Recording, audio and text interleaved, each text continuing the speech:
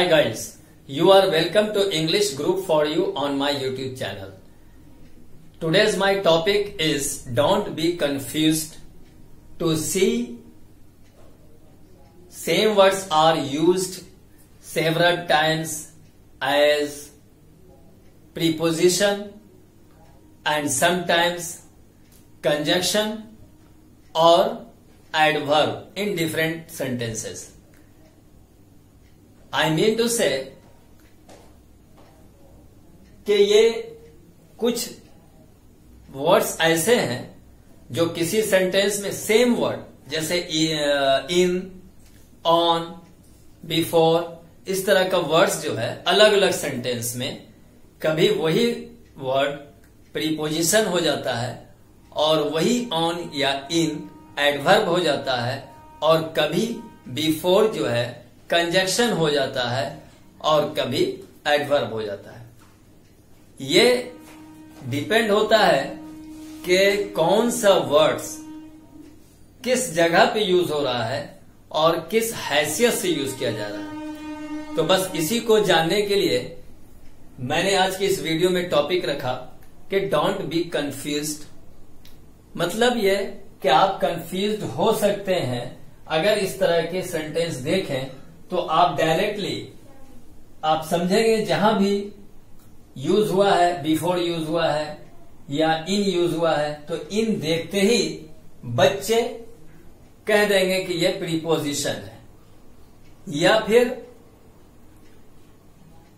वो लोग भी कह सकते हैं इन देखकर कि यह प्रीपोजिशन है, ऑन देखकर कह सकते हैं कि यह प्रीपोजिशन है, जबकि ऐसा कोई जरूरी नहीं है कि यह यूज के ऊपर है। मैंने पहले बोला इसकी नॉलेज अगर है तो आप पहचान सकते हैं और बहुत काम आएगा अगर आप किसी एग्जाम में बैठते हैं, अगर बिलो 10 क्लास है, या फिर हो सकता है कि किसी कॉम्पिटिटिव एग्जाम में अगर बैठते हैं तो कॉमन एरर वगैरह या कुछ भी आ सकता है और आता भी है।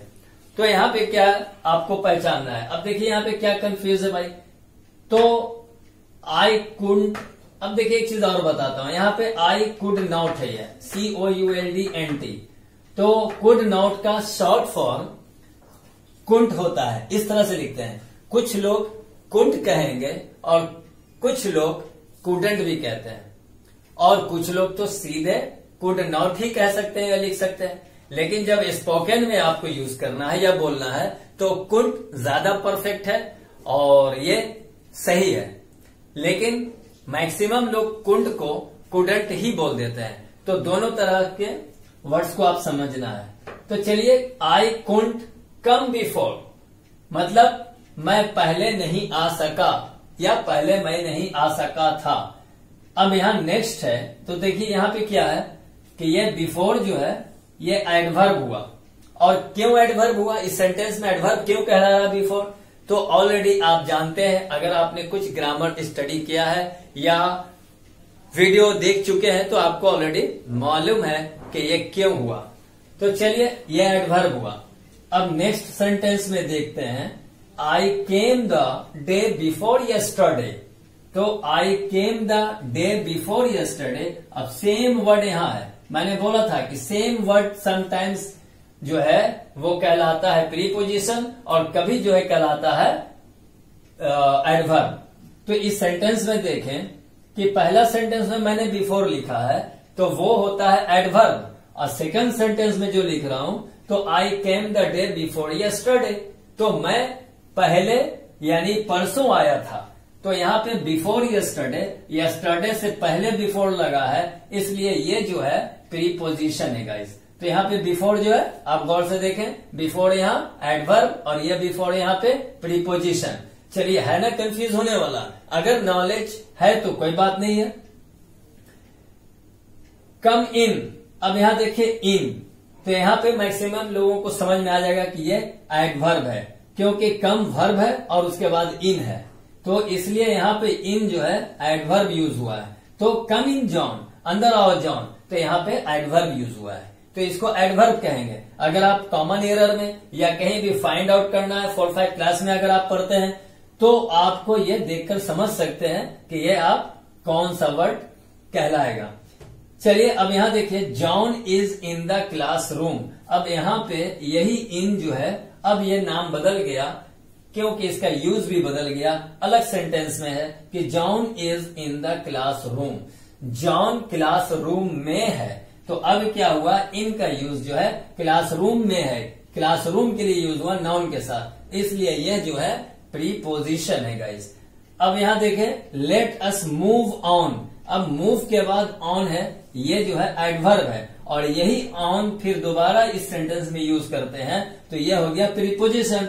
The book is lying on the table, यानी बुक टेबल पर पड़ी हुई है। अब यहां देखें, ए व्हील कैम ऑफ, तो यहां पे व्हील कैम ऑफ, तो ऑफ जो है OFF ऑफ, ऑफ मीन्स होता है से अलग हो जाना। ऑफ का यूज होता है किसी से रिलेशन टूट जाना, किसी से रिलेशन यानी कांटेक्ट का टूट जाना, वहां पे ऑफ का यूज होता है। तो ऑफ जो है ए व्हील कैम ऑफ, तो समझ में आ गया होगा क्या हुआ हिंदी। तो मतलब यह है कि चक्का निकल गया, चक्का निकल गया, बाहर आ गया, तो यह हो गया एडवर्ब। अब यहां देखें, वही ऑफ यूज जो हो रहा है, ही जम्प्ड ऑफ द रनिंग बस, वो चलती हुई बस से कूद गया, या वो चलती हुई बस से कूद गया था। तो अब यहां देखें, ही जम्प्ड ऑफ द रनिंग बस, तो ये जो है ऑफ यहाँ पे जो यूज हुआ है, तो ये प्रीपोजिशन हुआ। तो केयरफुली सुने और ध्यान से देखें, क्या है यहाँ पे ऑफ जो है एडवर्ब है और यहाँ पे वही सेम वर्ड जो यूज हुआ है, तो वो प्रीपोजिशन है। अब यहाँ पे लास्ट है एग्जाम्पल कि I had reached the house before it रेन्ड, यानी बारिश होने से पहले मैं घर पहुंच गया था। तो ये क्या हो गया, यहाँ पे दो सेंटेंस है, I had reached the house और दूसरा एक सेंटेंस है यहां से इट रेन्ड। एक्चुअली मैं न यूज ऑफ प्रीपोजिशन बतला रहा हूं, न यूज ऑफ एडवर्ब बतला रहा हूं, न यूज ऑफ कंजक्शन बतला रहा हूं। मैं तो बतला रहा हूं कि ये जो है वर्ड जो है प्रीपोजिशन जैसा जो दिखने में है इन ऑन, वो कभी प्रीपोजिशन की जगह पे यूज होता है तो वो प्रीपोजिशन कहलाएगा, और जब किसी सेंटेंस में कभी एडवर्ब के तरह यूज होता है, एडवर्ब की जगह पे यूज होता है, तो वो एडवर्ब कहला जाता है। सेम वर्ड है, नाम बदल जाता है अकॉर्डिंग टू पोजीशन। तो अब लेकिन अब इसमें क्या है, ना ये प्रीपोजिशन है और ना ये एडवर्ब है, ये है कंजंक्शन। तो ये कंजंक्शन है कि बिफोर दो सेंटेंस को जोड़ने का काम कर रहा है कि मैं पहुंच गया था, I had reach the house, मैं घर पहुंच गया था, इट रेन्ड, तो बारिश हुई थी, तो यहाँ पे क्या हो गया कि बारिश होने से पहले मैं घर पहुंच गया था। और भी ऐसा कोई दूसरा सेंटेंस बना सकते हैं कि I opened my umbrella before it rain, मैंने बारिश होने से पहले ही छाता खोल लिया था। तो इस तरह का सेंटेंस बोलने में आता है। तो कहिए स्पोकन में काम आएगा कि नहीं आएगा। तो अगर स्पोकन का इंटरेस्ट है तो वीडियो को देखें और समझने की कोशिश करें। एक्चुअली लोग कहते हैं कि स्पोकन में ग्रामर की जरूरत नहीं पड़ती है, तो राइट, लेकिन 100% वो राइट नहीं है मेरी समझ से, क्योंकि ग्रामर अगर जरूरी नहीं होता तो नर्सरी और 1 क्लास के बच्चों को ही जो है ग्रामर से स्टार्ट हो जाता है। बोलिए अगर नहीं तो आप खुद ही सोचें कि अल्फाबेट आप लिखते हैं ए से जेड तक, अगर आप एप्पल लिखते हैं APPLE, तो ये ग्रामर रूल्स ही है कि APPLE लिखते हैं। जैसे ही अगर किसी बच्चे से स्पेलिंग पूछते हैं और या लिखवाते हैं, वो APPLE ई को छोड़ दे या ई को पहले लिख दे या कोई और लेटर लगा दे, तो आप बोलते हैं कि रॉन्ग वर्ड है। और क्यों बोलते हैं? क्योंकि जो ग्रामर का रूल्स है उससे अब वो अलग हो गया और उसका मीनिंग भी नहीं निकलेगा। जैसे अब मान लिया कि मैंने लिखा ANT एंट मींस चींटी, आप जितने भी लोग लिखेंगे वो मीनिंग भी जान जाएंगे ANT एंट मींस चींटी, लेकिन वो ANT अब उसको इधर से उधर कर दें तो वर्ड नहीं बनेगा। तो ग्रामर रूल ही तो है कि इसको यहां से ऐसे करें। तो यानी कोई भी, हाँ ये हो सकता है कि स्पोकन में थोड़ा सा ट्रैक से उतर सकते हैं, क्योंकि जब फ्लुएंटली बोलने लगते हैं तो स्लिप ऑफ टंग हो सकता है, वर्ड का मिस्टेक हो सकता है और आगे का पीछे यूज कर सकते हैं। लेकिन ऐसा नहीं है कि बिल्कुल ग्रामर की जरूरत नहीं है स्पोकन के लिए। इसलिए बेस जो है थोड़ा होना चाहिए, क्योंकि बड़ी से बड़ी मल्टी स्टोरी बिल्डिंग अगर बनती है तो वहां पे बेस होना जरूरी है, पिलर होना जरूरी है। तो ग्रामर क्या है? पिलर है, और ग्रामर में कुछ इंपॉर्टेंट पार्ट्स है जिसको जानना जरूरी है, स्पोकन के लिए भी और रिटन के लिए भी। तो मैं समझता हूँ गाइस, जो मैंने समझाने की कोशिश की है इस वीडियो में, उम्मीद है कि वीडियो पसंद आया होगा। अगर वीडियो पसंद आया तो लाइक और शेयर जरूर करें। Thank you for watching my video.